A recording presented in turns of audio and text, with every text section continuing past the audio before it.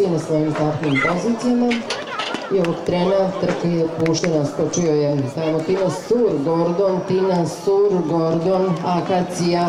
Gordon, Tina Sur, Akacija, skroz s polja Norita Haas, Klondike Fever, Fast Endless, začelje,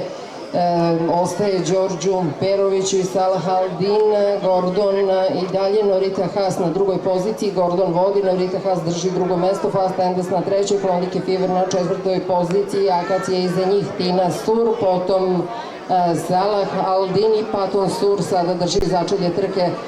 Gordon i dalje vodi ovu trku, opasno mu se približava Fast Endless sa Draganom Lazarevićem u sedlu, Gordon pa Fast Endless na trećoj poziciji, sada Klondike Fever preti njoj da je ugrozi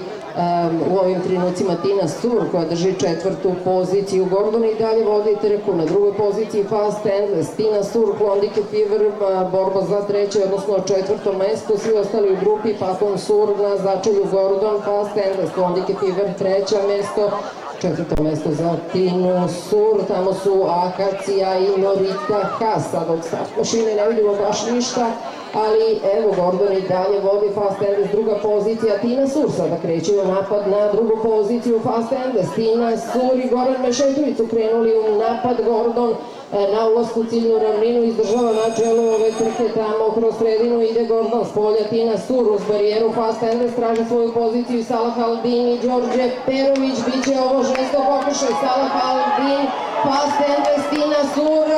Salah Aldin, Fast Endless, Tina Sur, Salah Aldin, Fast Endless, Tina Sur, pa za njima Akacija pronašao je, kao što uvijek pronađe svoju poziciju,